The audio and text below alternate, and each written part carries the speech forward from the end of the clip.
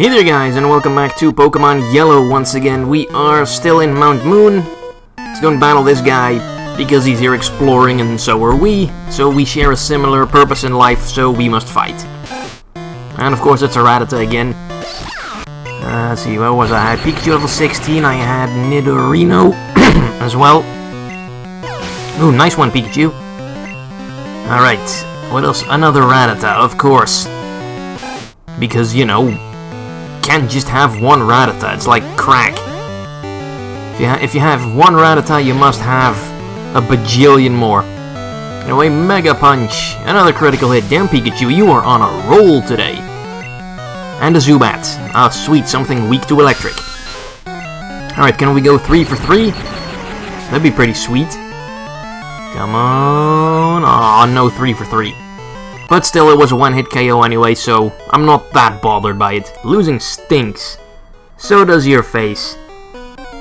Man, worst insult ever. What am I, in kindergarten again?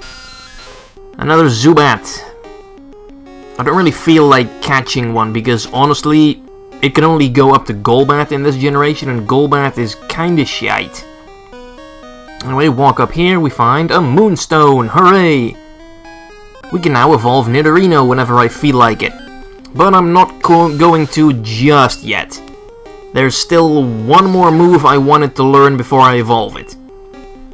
Although, I think it should learn that move pretty soon. And this guy is obviously a hiker, and Pikachu's not going to be able to do anything to it, so let's put Nidorino up front so we can double kick whatever he sends out into oblivion. Damn, he's a big fella. Geodude, okay. Let's do to him what we did to Brock. Man, I'm way over leveled already. Oh yeah, I taught it Water Gun, of course. Don't even need to go for double kick, this is much better. Although, it's just kinda silly imagining a Nidorino using Water Gun. Cause, you know, where does it get all the water from?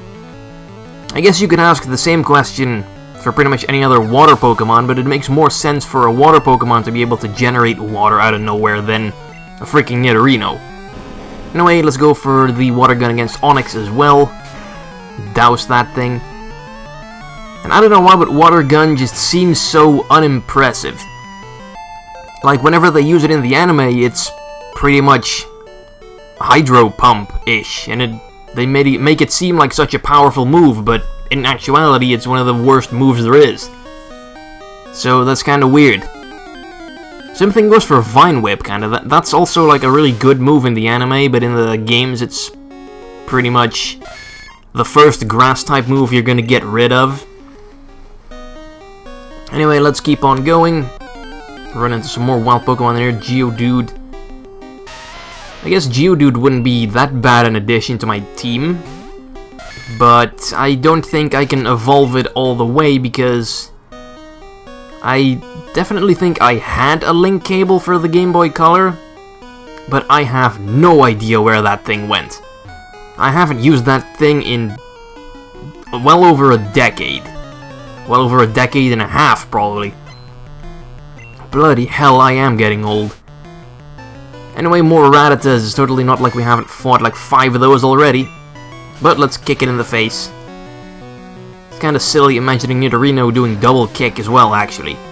It's not bipedal, and non-bipedal things generally don't kick. It's kinda silly.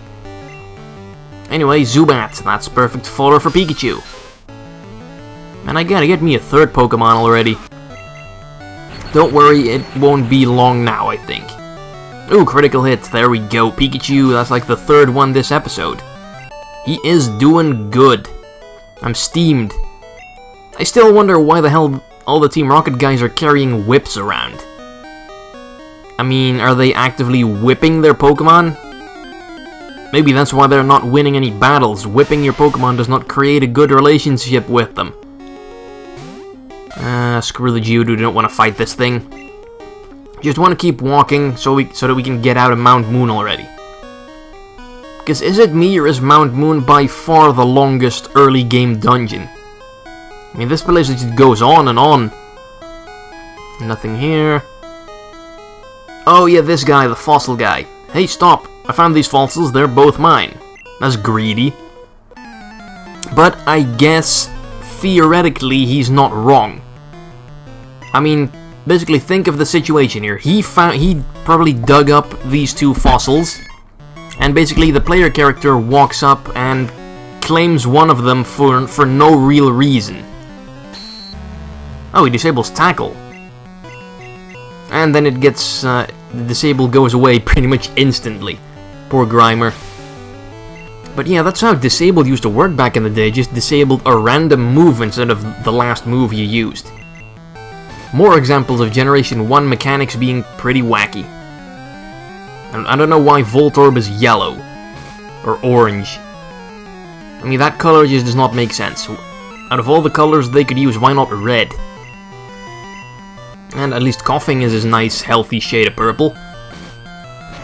I remember when in Red and Blue they somehow managed to screw up Coughing's sprite by putting the skull and crossbones above his face instead of below it.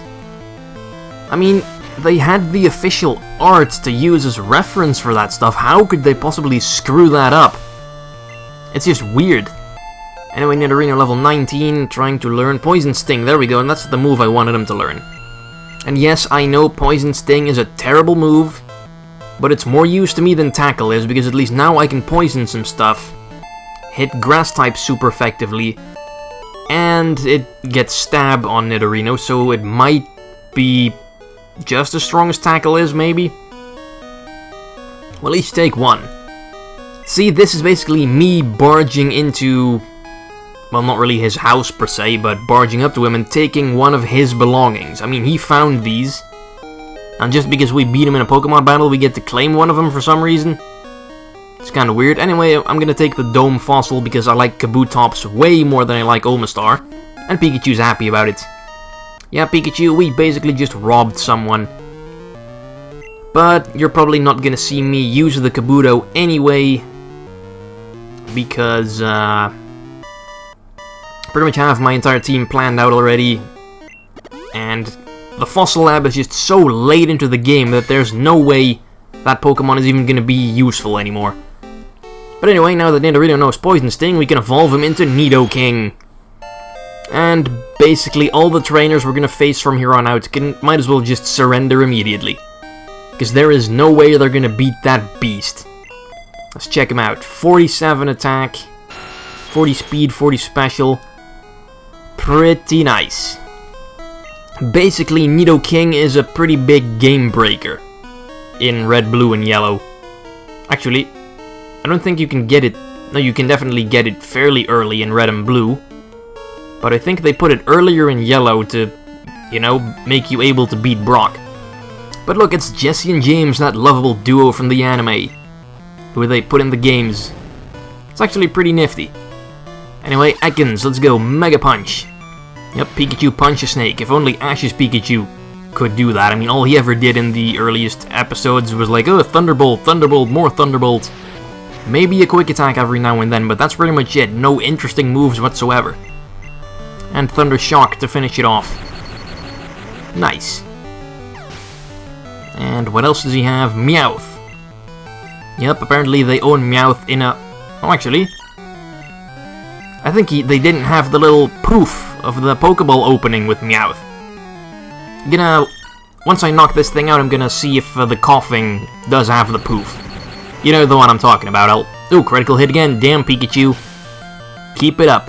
Level 17, way to go. No new move. Coughing. Okay, look for the poof. Huh, no poof. I could have sworn there was like a little Pokeball thing opening next to all the Pokemon, and they didn't have that with the Meowth because the Meowth is technically not in a Pokeball. Or at least he isn't in the cartoon. But if Pikachu is not going to be able to beat this thing, holy crap, Nidoking's back sprite is hideous. Bloody hell. Just looks like a big purple lump. Wow, that is atrocious. And we're gonna have to look at that for the rest of the game, so get used to it. Then again, there's plenty other Pokemon with hideous back sprites like this. Honestly, it doesn't even look like a Nidoking, it looks kinda like some sort of fucked up Rhydon. And away goes Team Rocket. Nice. And now we can finally get out of Mount Moon. Sweet. Okay, off to Cerulean City, where they have the second Pokemon Gym. and that's gonna be a pretty tough one because Pikachu's pretty weak, Nidoking is weak to water now. It's a bit of a bummer.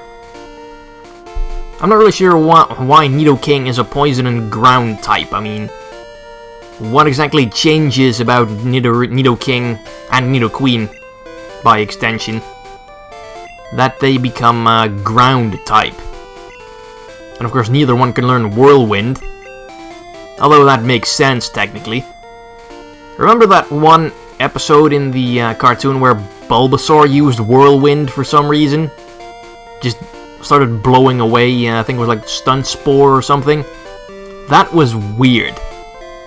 I always thought as a kid, hey, if they can just do that, why can't Pikachu blow away powder and stuff? It's weird.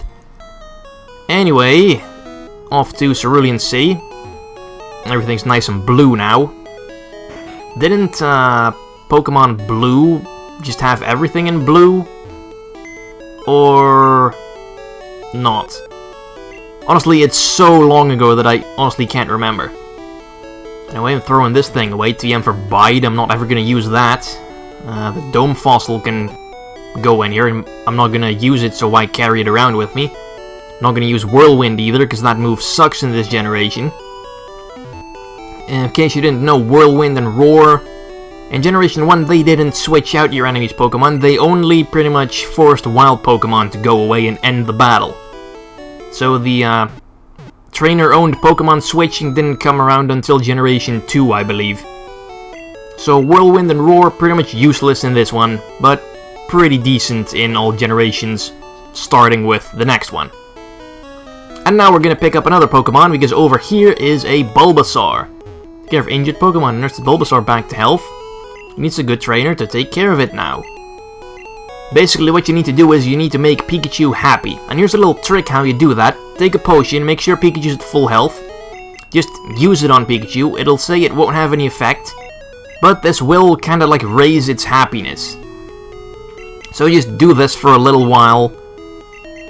And then eventually Pikachu will like you enough so that you can get the Bulbasaur over here. I think when I played Pokemon Yellow for the first time, I didn't actually get the Bulbasaur until like really late into the game because Pikachu didn't like me enough at this point, and I just completely forgot about it. I didn't know this trick yet. Okay, this should do it. There's Bulbasaur back to health. It needs a good trainer to take care of it now. I know, you take care of this Bulbasaur. Of course I will. And there we go, third Pokemon, Bulbasaur, added to the team. Let's check him out. Hey there, Bulbasaur, level 10, Tackle, Growl, Leech Seed, no Vine Whip yet. That's a bit of a bummer. But I guess we'll have to start training him up, because Bulbasaur is going to be pretty important in our next gym battle. Because he is the only one on our team that currently resists water types. Anyway, in the next episode of Pokemon Yellow, we're gonna go battle some trainers, level Bulbasaur up a bit. Thanks for watching, bye bye!